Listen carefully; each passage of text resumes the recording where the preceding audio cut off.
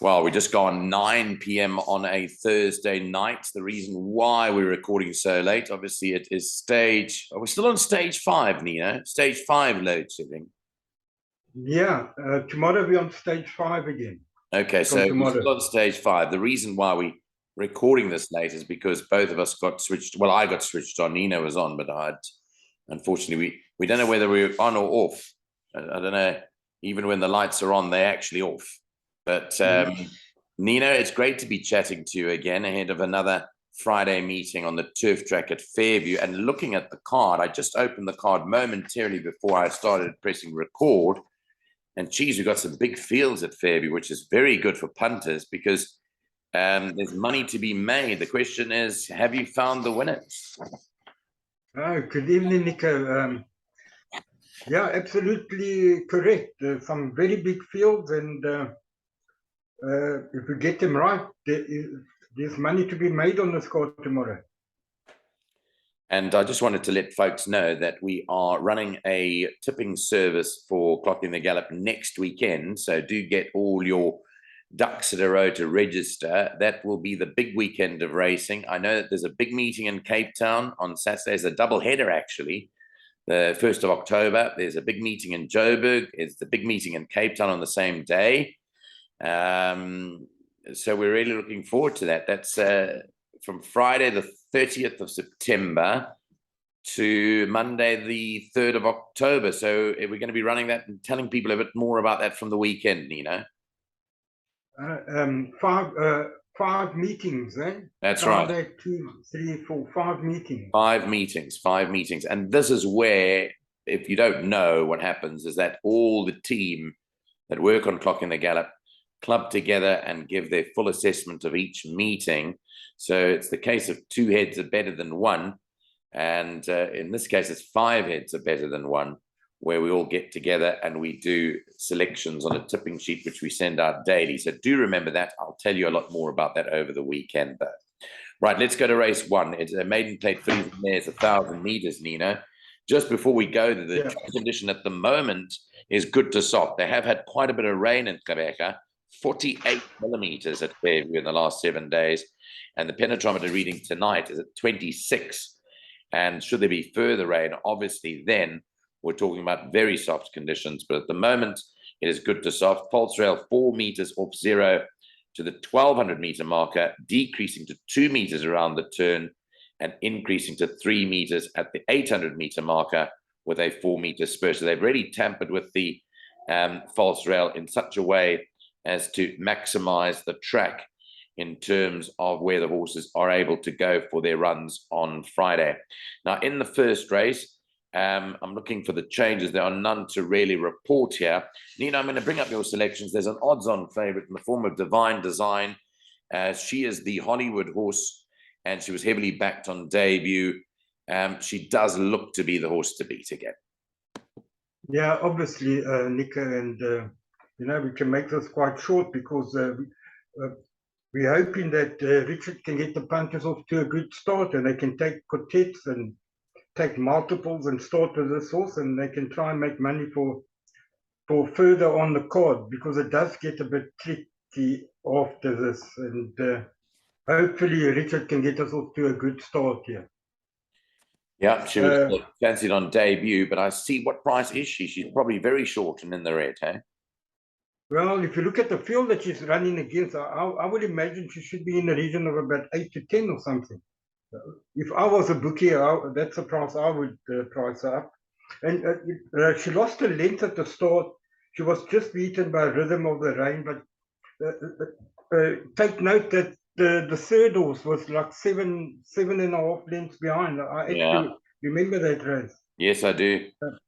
Yeah. She's 5 to 10, by the way. That's the price this evening, 5 to 10. You're not going to get rich backing her, but the point is she'll probably win, and win pretty nicely. And you can catch some nice quartets here, because I think Red Spear last time was on the yielding, and I do believe word from PE that they are expecting a bit more rain tomorrow, so the track will be yielding. But the interesting thing is that Red Spear comes down from the 12 to the 1,000, and she just tired, and she has run the best race over the 1,000. That would be a nice horse to put in your quartets. And Dreamscape, and there may be, who's the other one? And 9. Sorry, number 12, Loving You Baby. So the people can maybe try and catch some quartets here and build up a kitty for later. Okay, so 8, 5, 9, and 12 are the top 4 selections for Nino, with strong emphasis on backing Divine Design to win race number 1. Let's go to the second. Nico, just quickly in the first race. Yes. Interesting. Did you see that the ages of horses number 1, 2, and 3? The total. That shows you what a week maiden, week maiden this is.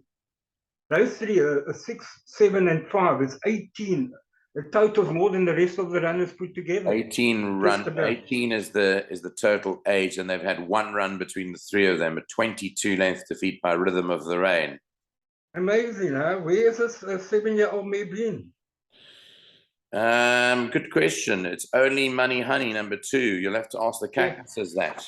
Well, one day when I go to P, I'll ask him. Put it this way, if you have got a horse out there and it is rising 10, it's not too late to get it into horse racing. Right. Folks, because years ago, you'll remember this, Nino, if you had a 5-year-old maid and you couldn't run in any of the major centres, you had to go to Bloemfontein or Kimberley to run it. Kimberley. Yeah. Correct. You had to go to Kimberley. You had to go to Kimberley to run. If it was 5. Anyway. Right, let's go to race 2. The start of the PA, 1 o'clock for this maiden plate, restricted to 3-year-old fillies. It's probably the smallest field of the day with only the 8 runners. It's over 1,600 meters. Just want to give you the update of the changes in race 2. And there are none, so that's clever. No changes over here. You're going for Bavarian Jet to break it. Well, what else can you go for? We've seen the form, another very weak maiden. If he doesn't shed his maiden tag tomorrow, I think he's going to struggle. They can start taking the doubles on Divine Design and Bavarian Jet. Surely he's got to break his maiden tomorrow. And the only danger could be the improving number 2A series, our Ideal Waldorf. And I really can't make a case for any of the other horses, Nico. Yeah, I'm having a look and I agree with you, although I think Hayes Series got a bit more of a chance than one would like to think. I know you tipped this. Did you tip it the last time or the time before? I tipped it last time as a value bet. Yeah. No, the time before when it ran behind Chronicles of Narnia. I think she certainly would probably have acclimatized by now, but her last run was not bad. 4 lengths behind Indy, she definitely improved. So, look, I think or rather, Hayes Series got a big chance, but I think Bavarian Jet is obviously the horse to beat, as Nino. That's a boat race. It's a boat race. Yeah. Okay, race 3 starts off the pick 6, and it's a maiden plate to be run over 1.5 miles, 2,400 meters. Here we've got a few changes. Firstly, number 1, Jack in the Box, has earmuffs. Number 4, Joe Harmon, has a compression mask. Number 8, Antonia Augusta, also has a compression mask fitted. So 1.5 miles, you have to see out the trip. Only 8 horses. You've gone for Step Dance to win it. Again, Richard Fourie and Alan Creff.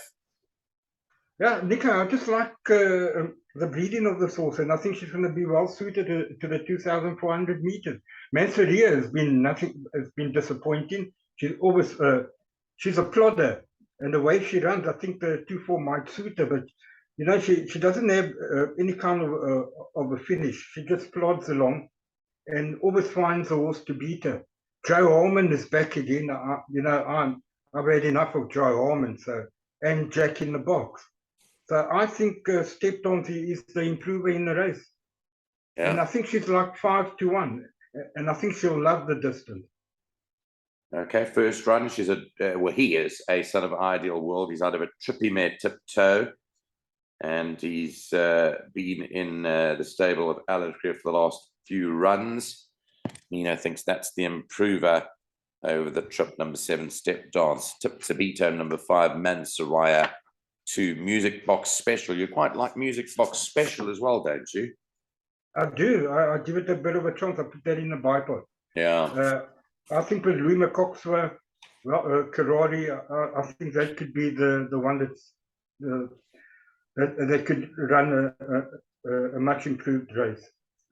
He's never been over the distance, No. but the field is very weak, Nico. Yeah. Yeah, point taken there. As we'll kick on to race 4 now, the start of the first jackpot. It's a Fillies and Mare 68 handicap over the 1400-meter trip. Changes in race 4. You can scratch number 14. Street Dancing is a non-runner. That's it. That's the only change. The non-runner there. Number 14. That's in race 4, number 14. And you've gone for the horse just ahead of that, number 13, Chronicles of Narnia, to win again. Now, she won very well last time out, and you've tipped her to Rowan again now, Chronicles of Narnia, the 30. Nico, this is a trappy, big race, big field. I just think Chronicles of Narnia, well, I was very impressed by the way she won the maiden. I know she's only won the maiden, but she won very well. My only concern is that the step down to the 1400. She's going to meet. She's going to run in the same sort of conditions that she ran last time. Like it's going to be yielding tomorrow, so she'll be used to that. But she won well, and I saw her going down. She's a big, long striding individual. Yeah. I think this is a kind of horse that could follow up on a maiden win. Horses that I do like are badly drawn, like Opulent, drawn 15. I think maybe Hilarity and the Improver could be a River Cafe. But gee, it's either people are going to have to like sort of make a stand here if they're going to go wide in the exotics, because there's a lot of horses that need to go in there. Even a horse like Camel Tiger, Rosa Bayou, they all got chances here. Okay. Yeah. And just by the way, I see our horses running again. It's got Rachel Bennica up this time. I see that. And they put an equipment change up. Blinkers go on. Sarajevo, talking about number 16. They put the blinkers on, but still no Elamite. Still no Alamites, and up 1.5 actually, because Rachel was meant to be minus 1.5, but she's actually overweight by 3. So instead of carrying 52, you're plus 1.5 there, so 53.5. That's not going to be in its favor, unfortunately. Plus 1.5. Oh, she can't ride 52, Rachel. No, she. Well, by the sounds of things, she's only riding 53.5 minimum. Wow. Yeah. And it's drawn 12, and one day this horse is going to pop up again, but I really don't know when. Yeah. We'll have to just play it by ear. And people that are loading, they might as well just put it in, because it's going to be a big prize. Yeah. Okay, on to race 5, the start of the second jackpot. It's off at 2:45, a merit rated 80 handicap. It's to be run over 1400 meters. Changes in race 5. Compression Mask goes on number 5, Ivalo's Prince. And also number 7, Slings and Arrows, to race with a compression mask on. You're going for Bold Resolve. Alan Krief teaming up with Richard Ferree and going for a hat-trick of wins as Bold Resolve. He's won his last 2. Yeah, Nico, and I think this horse is going straight to the top. He's going to go through the divisions. I don't think that that 8-point penalty that the handicapper gave him, I think he got an 8-point penalty. That's right, he did 75 to an 83. Yeah, I don't think it's going to be enough. This is a good horse, and believe me that I know, because I've seen it run and I've heard that this horse is destined for the top. So it's going to take a very good horse to beat him. Going through the card, I think that a nice horse to put in is Gavel Strike. I think that will run a much better race tomorrow. At a big price, I think. I don't know if you got the bet in. And I also know the owner of number 13, Zatara Magic. He sent me a message saying the horse will win. The horse is doing very well. It's a half brother to Jager Moon by Maritime Mist. And they really rate this horse. And so that's got to be taken note of. So I think between 1, 3 and 13. Okay, maybe Moon Game, but I don't know if Moon Game can beat Bold Resolve, even though he's a couple of kilos better off I don't think it's going to be enough. The way that Bold Resolve is improving, I don't think Moon Game will beat it. Okay, just having a look at that betting. Bold Resolve is 5 to 2, 2.5 to 1. Gavel Strike number 3 is 16 to 1. Ivalo's Prince number 5 is also 16. In fact, you can get 20s about Ivalo's Prince. And going further down,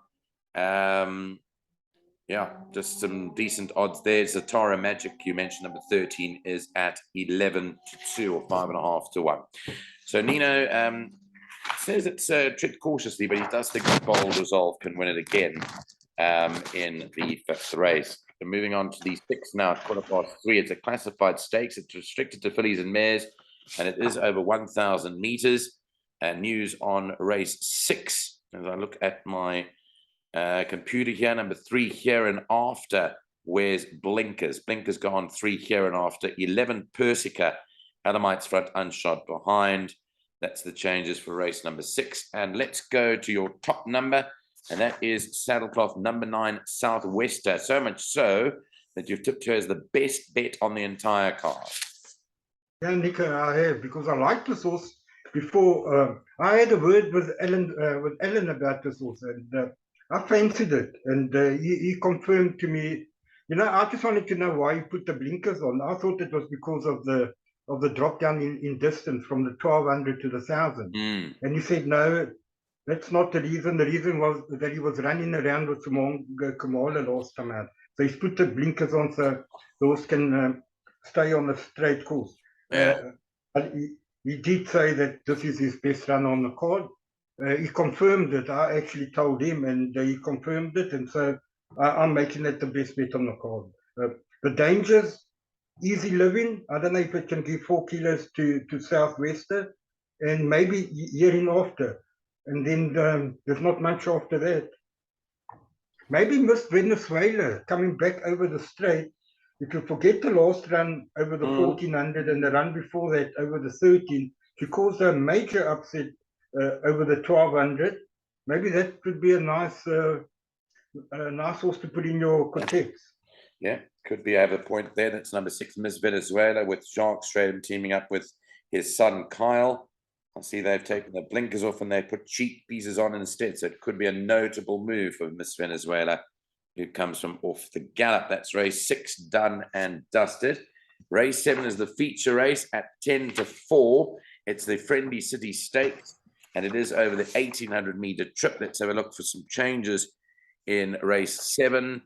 There's nothing to report there. So all clear as carded. The Friendly City Stakes, the feature. Native Tongue, Justin Snaith going down to the Eastern Cape with this horse.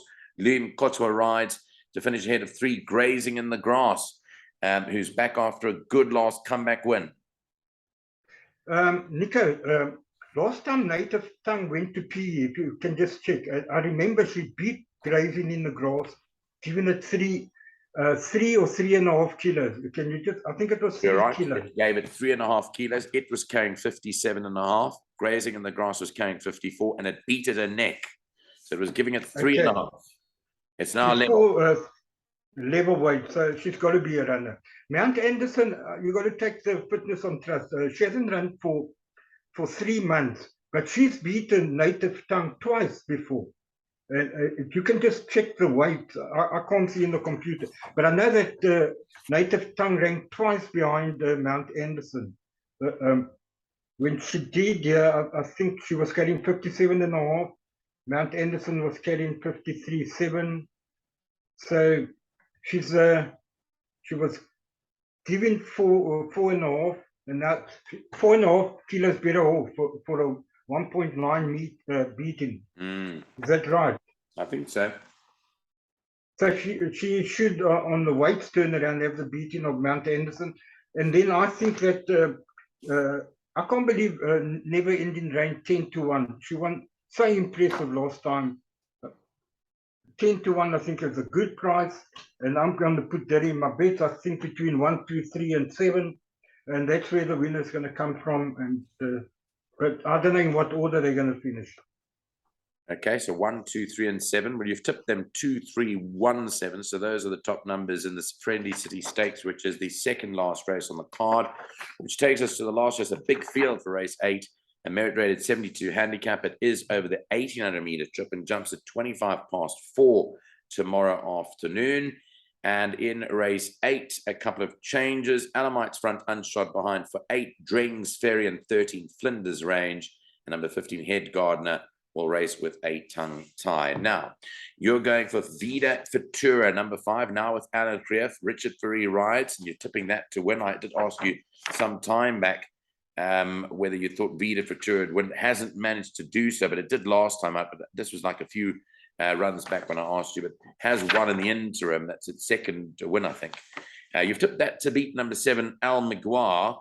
10 for third Ideal Time, and then 14 Dirty Martini, but it looks a bit open, more open than just that. No, it surely does. This is a minefield of a race.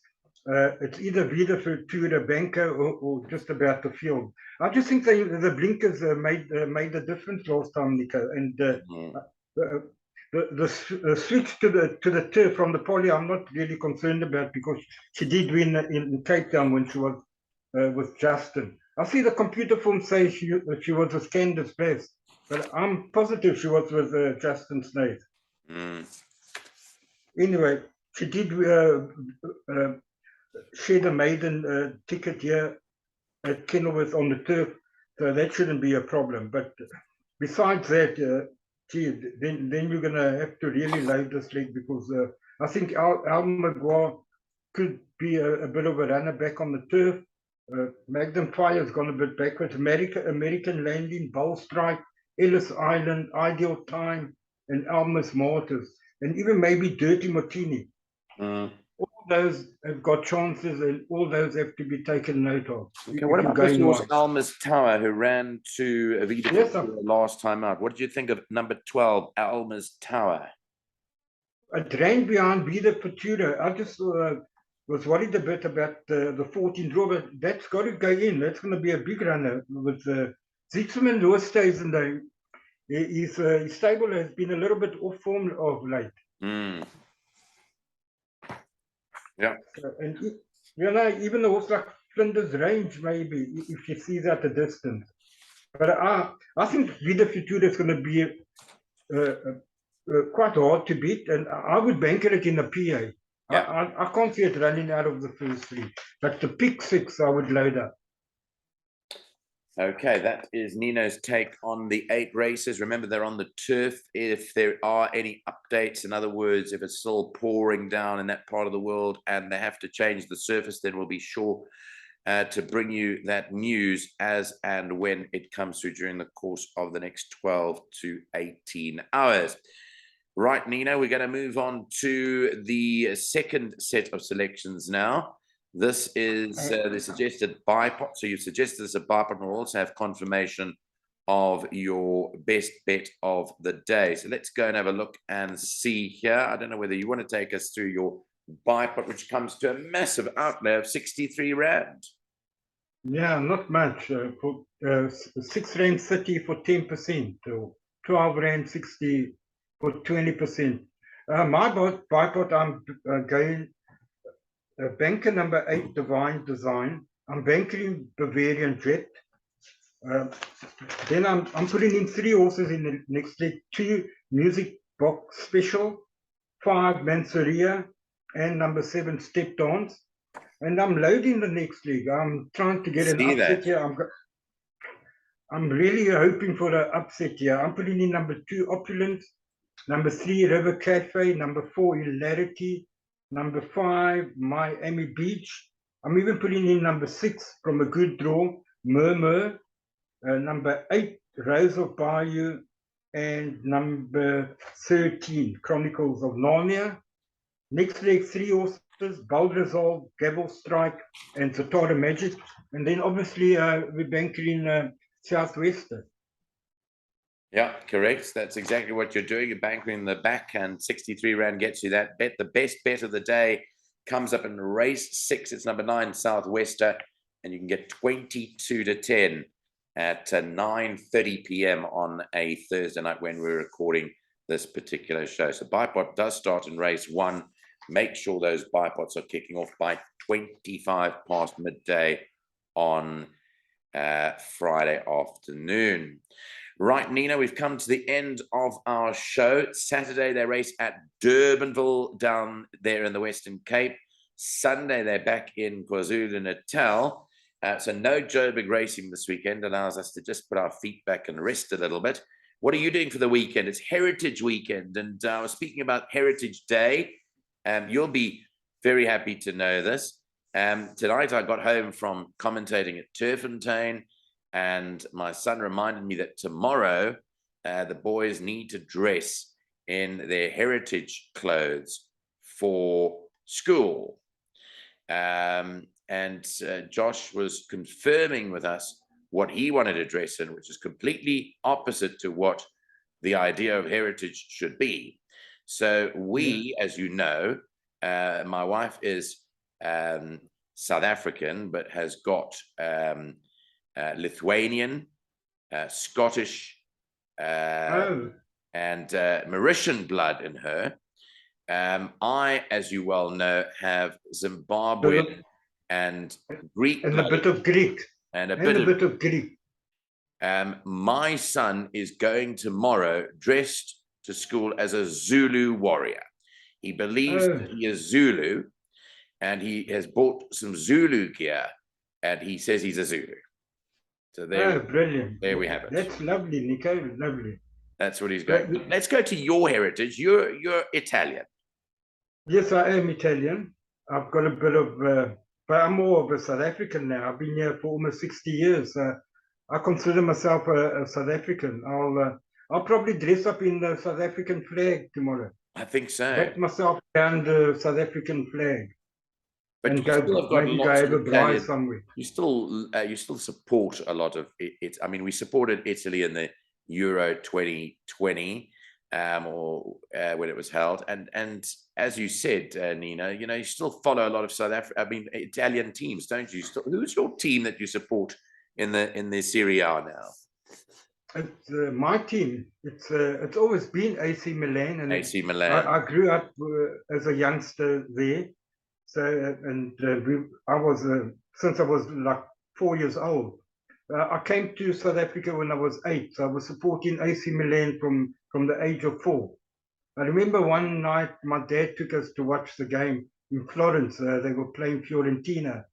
And my dad comes from nearby Florence, and they were massive Fiorentina fans. And I was the only AC Milan fan. So, but I was like 6 years old. Yeah. Well, at that age, nothing really matters, does it? But I've been an AC Milan fan for many years.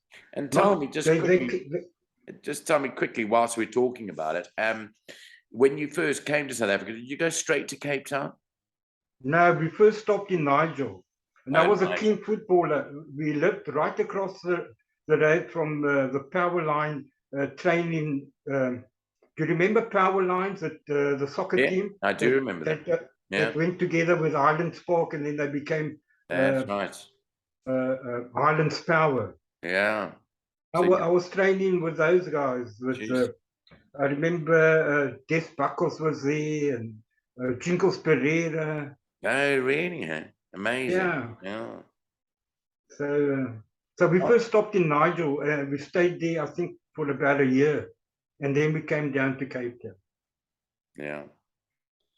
Anyway, Nina, happy Heritage Weekend that we're celebrating on Saturday. We look forward to chatting to you next week. And just another reminder, folks, that this time next week, we'll be almost entering our subscriber tipping service for the weekend of racing. And just very quickly, there are 5 meetings, and you can find out more from Saturday onwards how you can sign up. We do currently have a different tipping service, more about that over the weekend, but this one will focus on all meetings over the weekend, starting on Friday with racing from PE and all the way through to Monday for racing at Greyville. And there's that double header on Saturday, the 1st of October, where we have both Joburg and racing at Durbanville. Nino, we've got to cut it there. Thanks very much to you and your lovely wife, Pauline. Have a great weekend and speak to you again soon. Thank you, Nico, and I'm hoping to see some people come on board for that tipping weekend. Great. I look forward to it. Have a good weekend, Nino. Cheers. Thank you, Nico. You too. Bye. Good night.